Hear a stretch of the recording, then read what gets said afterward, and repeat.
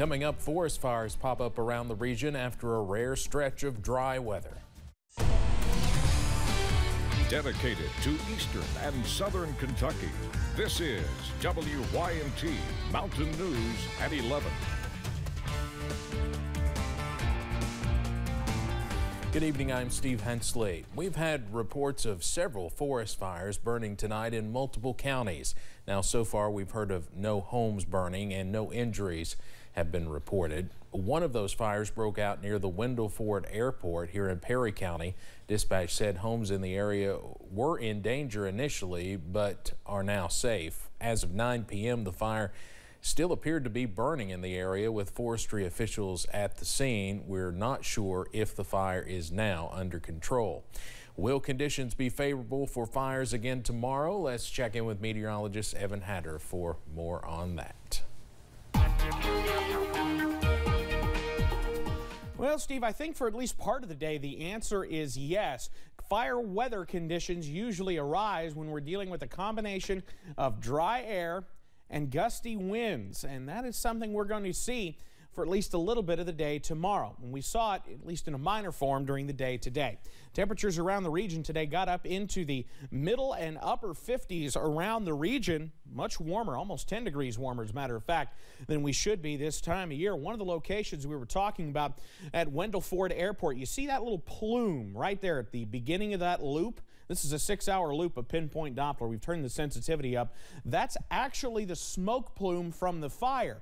We can sometimes see these brush fires on the radar, and that was what we did see a little bit earlier. We did see another little spike there around 9 o'clock, but thus far, at least the smoke at the moment is staying, if it is still active, below the radar or under the radar, so to speak. That's the only thing we've been able to track so far tonight have been these forest fires, because it's all quiet weather-wise around the region. Temperatures right now, some spots getting down into the 30s, others sticking in the 40s at this hour. Notice those winds have calmed down and those relative humidity values are starting to come up. So the fire weather conditions not as favorable as they were a little bit ago. Don't let your guard down, though. More possible as we head into tomorrow. Mid-30s out there for tonight under mostly clear skies. I'll have the latest on our breezy conditions tomorrow and when we can see some showers move in coming up in just a bit. Steve? All right, thank you, Evan. In Johnson County, an inmate escaped and is back in jail at the Big Sandy Regional Detention Center. Deputies say Floyd County ran into the woods last night near the Judicial Center and Tractor Supply after arriving at the jail. Deputies, Paintsville Police, the Paintsville Fire Department, and the McGoffin County Sheriff's Office were all on scene. Deputies later found Conley and arrested him again. In addition to other charges, Conley was charged with escape first degree. The Hazard Police Department is looking for help identifying 2 suspects in a theft at Lowe's. The 2 people pictured here came into the business on January 16th and January 18th. Officers say they stole more than $1,000 in tools. Police are looking for information about the suspects and also provided this picture of the car they were driving. If you have any information, you're asked to call Hazard Police at 606-436-2222, and you can remain anonymous.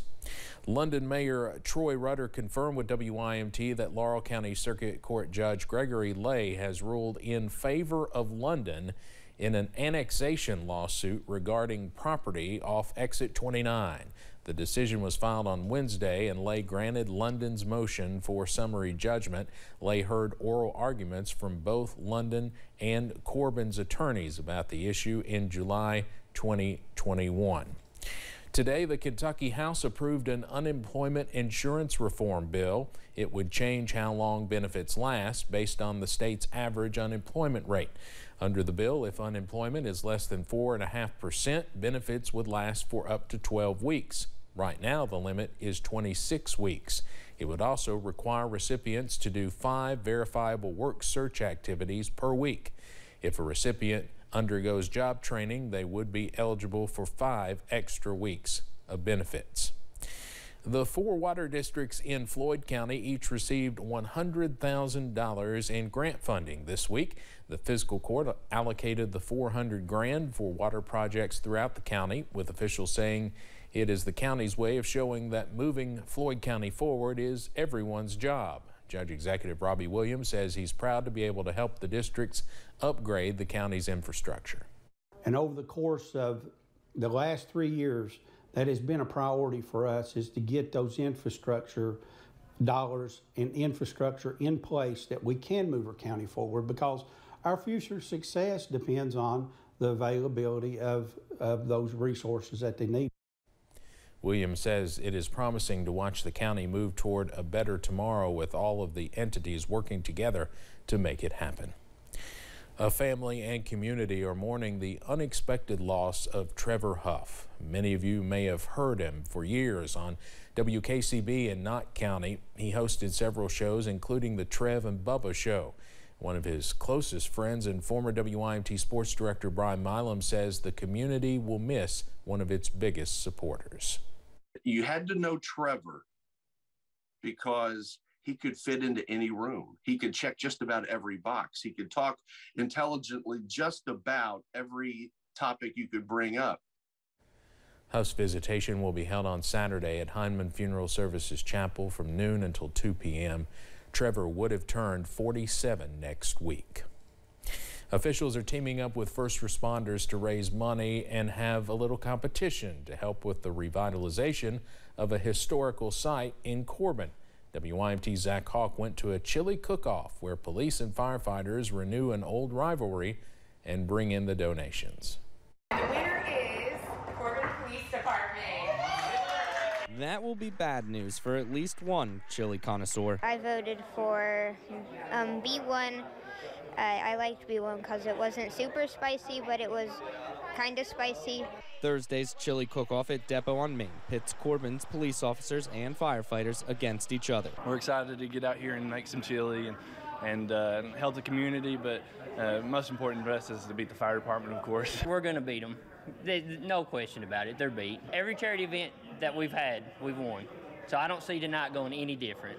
They were going for back-to-back wins and came in confident, but left defeated. But the day was about more than good-spirited competition. The Carnegie Library was built in 1916 as Corbin's first library. In 2022, it is in need of a facelift of sorts. We're trying to preserve one of the oldest buildings in the city of Corbin, and it's important for us to do that so that it doesn't continue to deteriorate. And can instead become a community center thanks in part to Thursday's chili cook-off. Officials raised $2,400, bringing the total donated to more than $80,000 since the restoration began in 2015. In Corbin, Zach Hawk, WYMT Mountain News. Officials with Kroger gave $1,000 to make sure the police and fire departments did not have to buy supplies. And Monholland told us that anyone who wants to contribute may do so through the Corbin Tourism website. 5 students from Leslie County High School have created an organization to help their community. The Community Problem Solving Team began Operation Hope 3 years ago. It stands for Helping Overcome Poverty Everywhere and is focused on improving the lives of impoverished people in the county. Ensuring that citizens have better opportunities within Leslie County, because we are largely impoverished. There's a lot of citizens in our county that face destitution, and we're just trying to make a difference. The current project's focus is helping students prepare for the workforce. Businesses in Pikeville are gearing up for Valentine's Day celebrations. Plenty of events are happening over the weekend, mainly on Saturday, and all are hosted by small, locally owned businesses. These events include live music at Broken Throne Brewing's Great Hall, shopping, sweets, and sips at the shops at 225, and a date night that may be a little more atypical. We've got some comics coming in from Louisville, and they're going to be putting on a show for us. We're going to have beer provided by Broken Throne Brewery down the street here, and we're just going to have a fun night of it. Meade says many of the shops will be having giveaways and Valentine's Day deals, so even if you do not stick around for the show, you can come downtown and shop local. By the way, the WYMT East Kentucky Sport Boat and RV Show will also kick off tomorrow afternoon at the Appalachian Wireless Arena and continue through Sunday. So a big weekend in Pikeville. Still to come at 11, how a new type of healthcare worker is helping connect people to resources they may not know.